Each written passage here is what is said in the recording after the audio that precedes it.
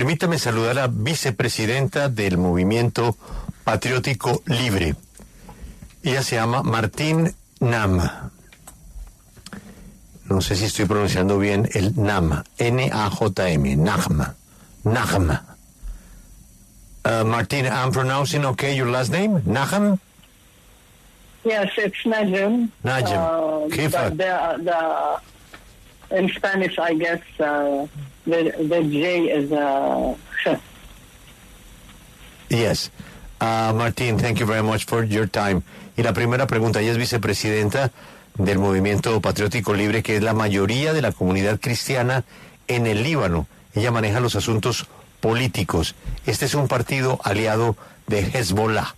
Y esa es la primera pregunta, David. ¿Cómo lograr algún escenario para un cese al fuego ante la tragedia que se avecina en el sur del Líbano? Ms. Najem, the question is how to achieve a scenario for a ceasefire upon what's going to happen. Yes, I would like to just comment on the first part of your colleague's question because I think I understood part of it.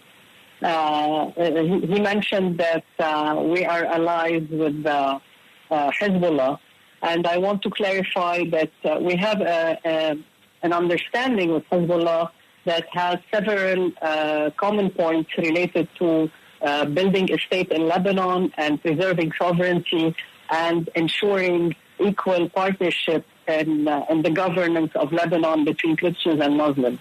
And this is what ties us to Hezbollah. Unfortunately, over the past few years, this understanding was being breached from Hezbollah, and that's why at this stage I don't think the classification of ally does apply. And we are currently taking each political decision or political action separately, and we can agree on things or disagree on other things, like we disagree on linking Lebanon to the war in Gaza. Just I wanted to clarify the specific status of our relationship.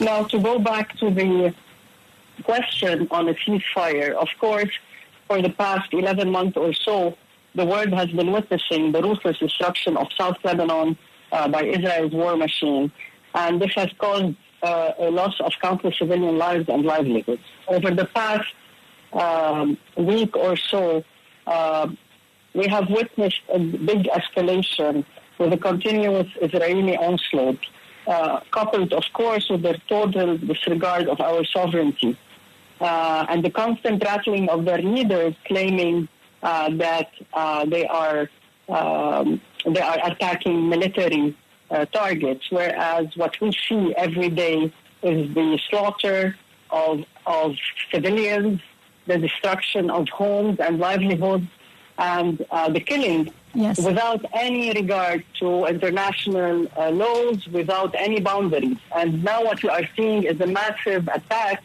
on Lebanon. So let me translate that really quickly. Yes. I'm sorry to interrupt, I need to translate.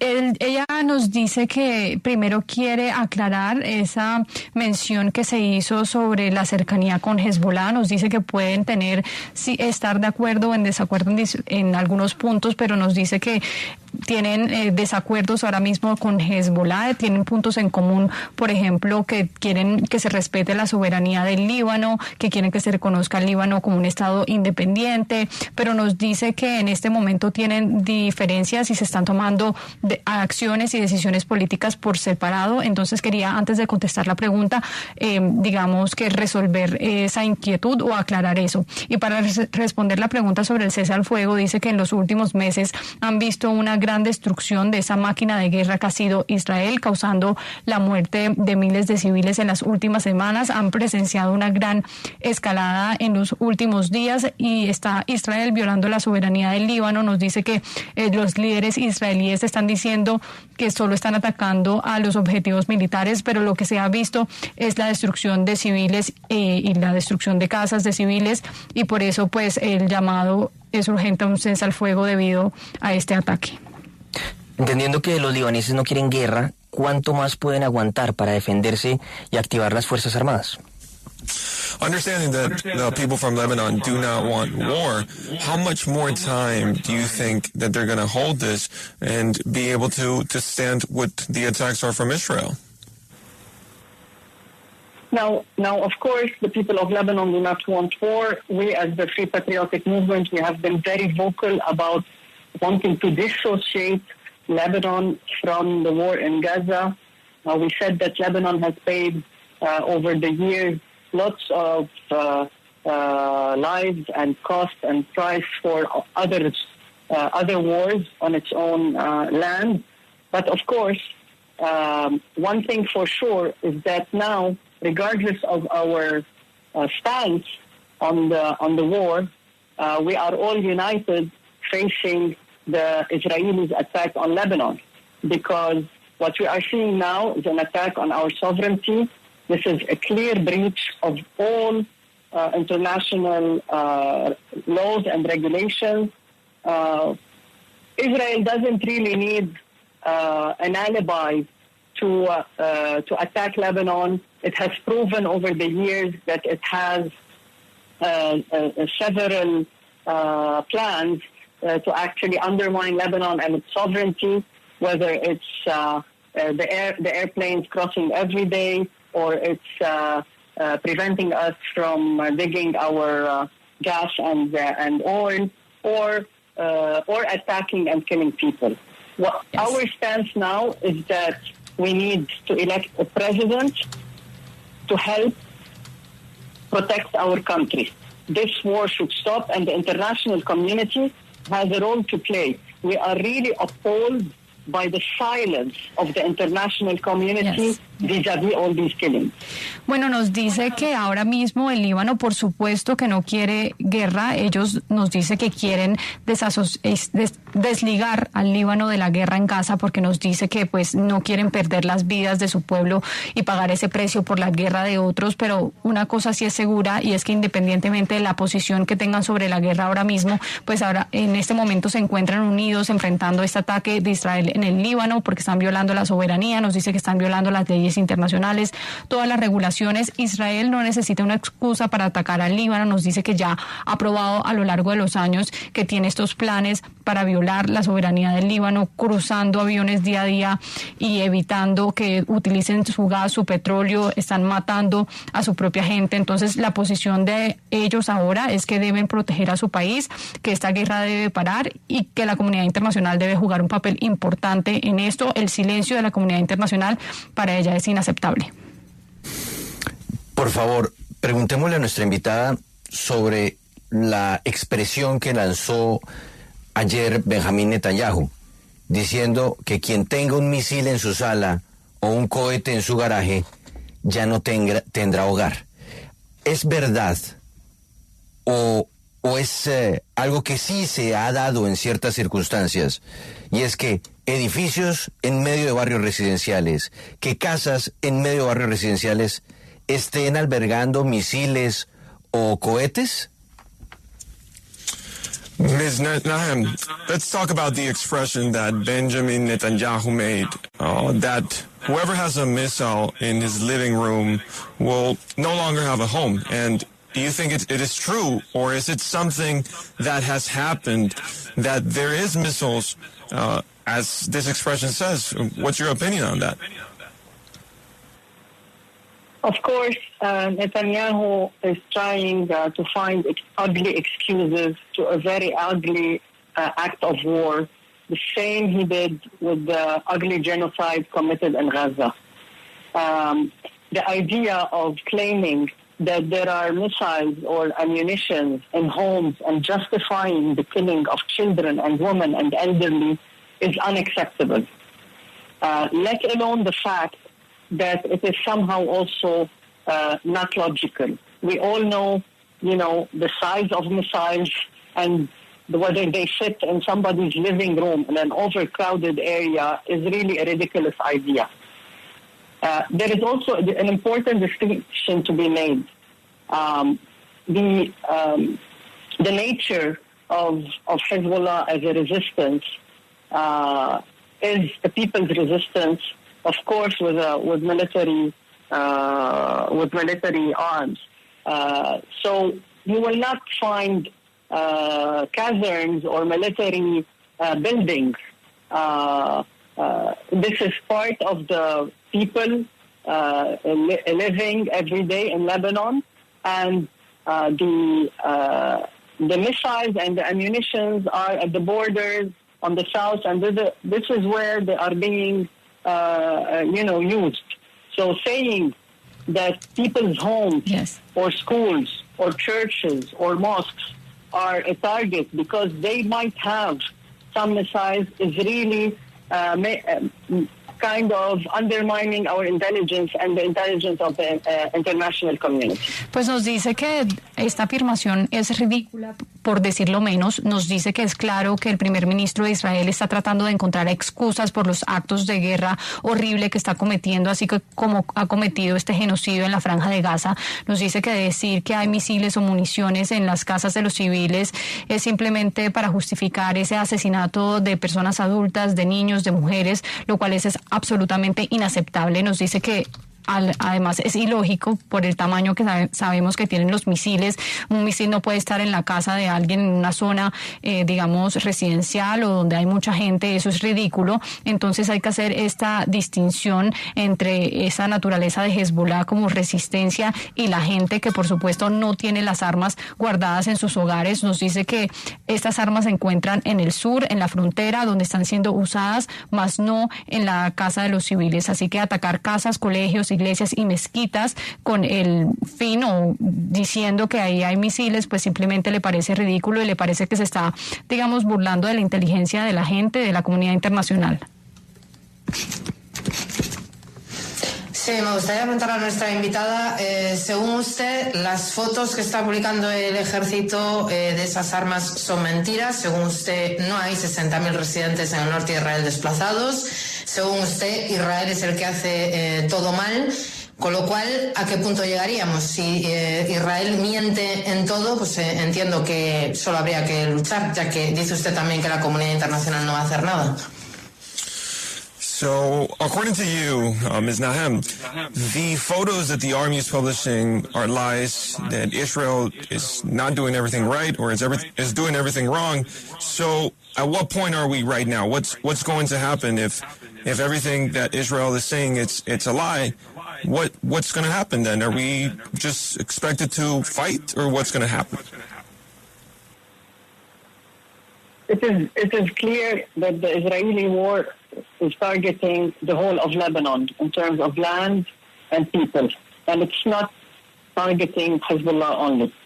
And this is why this is part also of a scheme or a plan to isolate a group of Lebanese and to terrorize Lebanese communities and make them fear each other.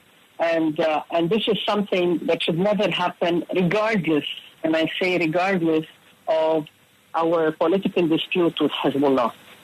So Israel might continue to claim whatever it sees fit, but there is one reality that everybody should feel responsible towards, starting with the international community and the media, all the peace advocates, that there is nothing that could justify the killing of innocent people and the destruction of cities and lands. This is by far the worst war crimes that we have witnessed maybe since 100 years now. And the only plausible solution is to stop the aggression and go back to the UN resolutions. We have the UN Security Council Resolution 1701, which we are really keen on implementing on both sides. Always Israel claims the implementation of those on the Lebanese side, and it forgets that it needs to implement them on their side. Yeah, but so going back and restoring the commitments towards the implementation of UNSCR 1701 could be an entry point to a sustainable, permanent ceasefire.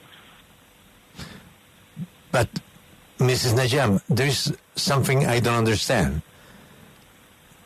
Hezbollah is attacking Israel, supporting Hamas because what is happening in Gaza. But Hezbollah did imagine that attacking Israel, nothing could happen. Israel has to respond, has to defend themselves. So if you're attacking a country, you must expect that the other country give you some response. And Hezbollah start attacking Israel in support of what is going on with Israel against Hamas in Gaza. Okay, so I don't want to sound like I'm defending Hezbollah actions. I told you from the very beginning that we are against dragging Lebanon into this war or supporting Hamas or whoever is fighting on Palestinian territory. But since October 7, there are many arguments that could be used in that sense. First, Hezbollah started attacking occupied Lebanese territory, which is a legitimate, resistance action. And Israel was responding by attacking, villages in the south and military targets of Hezbollah. Second, Hezbollah did not attack over the past 11 months civilians in Israel. And the attacks were solely military attacks.